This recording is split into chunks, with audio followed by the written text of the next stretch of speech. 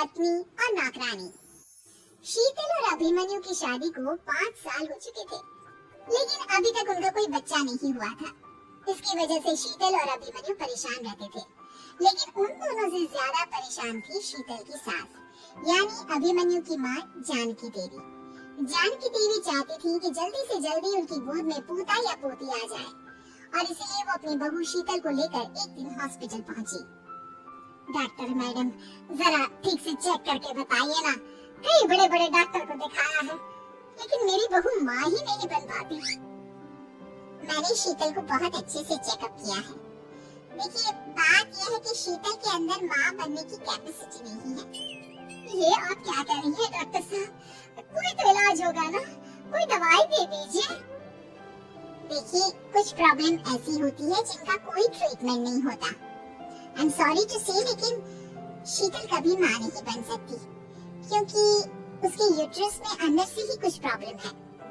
घर आने के बाद क्या हुआ माँ? कहाँ लेकर गई थी आप शीतल को? अरे कहाँ लेकर जाती, डॉक्टर मैडम के पास ले गई थी, लेकिन तेरी बेटी तो कभी माँ बन ही नहीं सकती। मम्मी जी, इसमें मेरी क्या गलती? अगर अंदर से कोई प्रॉब्लम है तो उसमें मैं भी कुछ नहीं कर सकती। जानती हूँ, ये बात डॉक्टर के मुंह से सुन चुकी हूँ। अब दोबारा मेरे सामने इस बात का ड्रामा मत गा। माँ, परेशान होने की जरूरत नहीं है, हम सोचते हैं ना कुछ। अरे क्या सोचेगा तू? जब डॉक्टर कह चुका है कि तेरी बीवी माँ नहीं बन सकती, तो बता क्या सोचेगा तू? कहाँ से लाएगा बच्चा? माँ, ये तो मैं भी नहीं जानता। अभिमन्यु, क्यों ना हम अनाथ आश्रम से एक बच्चा गोद ले आए? क्या फर्क पड़ता है बच्चा हमारा हो या गोद लिया हुआ? ये बड़ी बातें बनाने वाली, क्या फर्क पड़ता है? अरे क्यों फर्क नहीं पड़ता? मुझे इस वंश को आगे बढ़ाने के लिए मेरे बेटे का खून चाहिए, किसी दूसरे का नहीं। लेकिन माँ, आप जानती हैं कि ये अब पॉसिबल नहीं है। मैं कुछ नहीं जानती। मैं किसी पराये की औलाद को इस घर में अपना पोता या पोती बनके बढ़ता हुआ नहीं देख सकती। मेरा वंश मेरे बेटे के खून से ही आगे बढ़ेगा। लेकिन मम्मी जी, ऐसा कैसे हो पाएगा? आप अच्छी तरह जानती हैं ना, मेरा और अभिमन्यु का बच्चा नहीं हो सकता। तो मैं अपने बेटे की दूसरी शादी करवाऊंगी, और अपनी दूसरी बीवी से ये मुझे बच्चा पैदा करके देगा। ये आप क्या कह रही है माँ? मैं किसी और से शादी नहीं करने वाला। मेरे रहते हुए आप अभिमन्यु की शादी किसी और से करवाएंगी मम्मी जी? आप ऐसा कैसे कर सकती हैं? तो बस देखती जा बहू, मैं ऐसा कैसे कर सकती हूँ। कुछ दिनों के बाद, अभिमन्यु, मैंने तेरे लिए लड़की ढूंढ ली है। माँ, मैं आपको कितनी बार समझाऊं? मुझे किसी से शादी नहीं करनी है। पहले मेरी बात सुन, ये जो चमेली है ना, हमारे घर में काम करने आती है, वो तुझसे शादी करने के लिए तैयार है। मम्मी जी, आप अभिमन्यु की शादी एक नौकरानी के साथ करवाएंगी? वो इसलिए क्योंकि चमेली दिखने में बहुत खूबसूरत है, बच्चा भी सुंदर ही होगा। मम्मी जी, लेकिन एक बच्चे के लिए अपने बेटे की शादी नौकरानी के साथ करवाना, क्या ये सही है? अगर अभिमन्यु ने शादी नहीं की ना, तो मैं अपनी जान दे दूंगी। अब देख लो, अगर तुम्हें अपनी माँ की जान प्यारी है तो तुम्हें इस नौकरानी के साथ शादी करनी ही होगी। इस तरह जानकी देवी अपने बेटे अभिमन्यु की शादी नौकरानी चमेली के साथ करवा देती है। कुछ दिनों के बाद, नौकरानी से मालकिन बनके तो मजा आ गया। अब तो मैं इस घर की मालकिन हूँ। देखो, अपने आप को ज्यादा मालकिन समझने की कोशिश मत करो। एक बार तुम्हारा और अभिमन्यु का बच्चा इस दुनिया में आ जाए, उसके बाद तुम इस घर से हमेशा के लिए चली जाना। अरे जाओ जाओ, किसी और के आगे बातें बनाना, एक बच्चा तो पैदा नहीं कर सकी। बढ़िया, जाओ जाकर मेरे लिए कॉफी बना कर लाओ। नौकरानी मैं हूँ या तुम? मम्मी जी, देखिए ना, शीतल मुझसे किस तरह से बात कर रही है। शीतल, तुम्हें पता है ना चमेली प्रेग्नेंट है, मेरे बेटे के बच्चे की माँ बनने वाली है। वो जैसा कहती है वैसा करो। लेकिन मम्मी जी, वो मुझे नौकरों की तरह ट्रीट कर रही है। अरे तो करेगी ना, वैसे भी बहू तुम हो किस काम की? एक बच्चा तो पैदा नहीं कर सकती।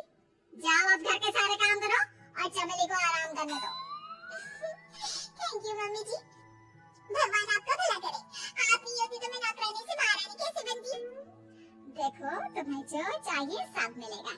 खूब खाओ पियो, मजे जियो, लेकिन बस मुझे एक बच्चा पैदा करके दे दो।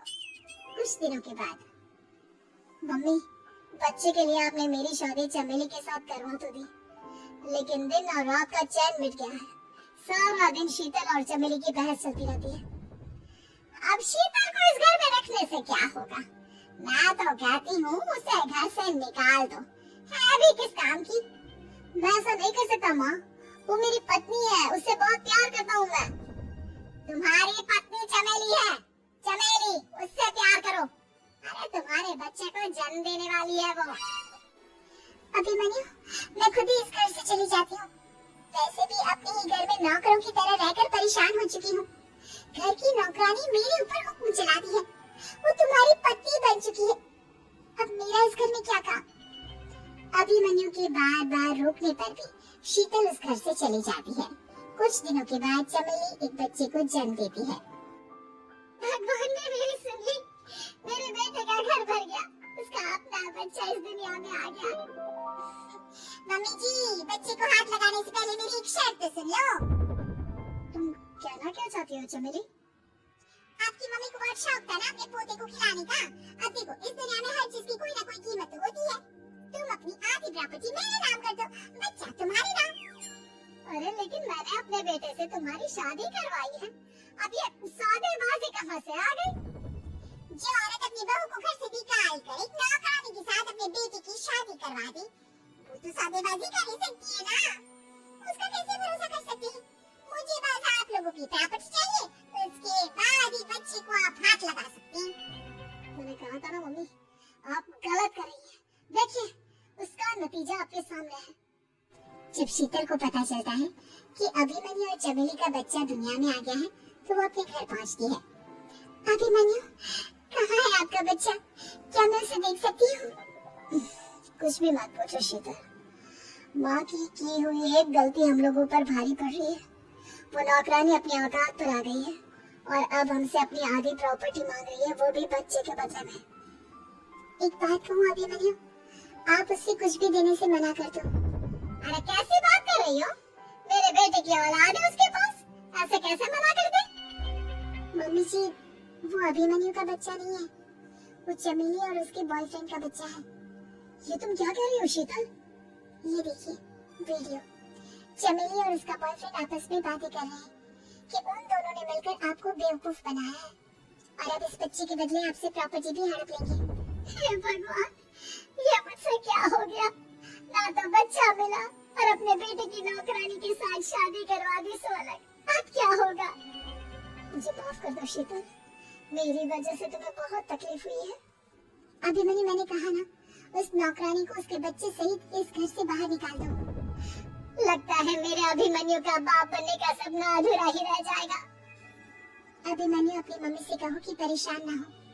आपको याद है एक बार हम एक IVF सेंटर गए थे, मैंने फिर से वहाँ जाकर बात की थी और आपको पता है इस बार मैं प्रेग्नेंट हूँ, क्योंकि हमने वहाँ पर प्रोसीजर करवाया था जिसकी वजह से मैं प्रेग्नेंट हो गई थी और इस बात का पता मुझे बस कुछ महीने पहले ही लगा है।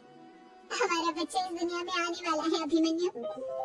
मुझे माफ कर दो शीतल बहू, मुझसे बहुत बड़ी गलती हो गई। कोई बात नहीं माँ, लेकिन अब हमें उस धोखेबाज नौकरानी को इस घर से बाहर निकालना है और इस घर की मालकिन को वापस कर लाना है, वो भी अपने बच्चे के साथ।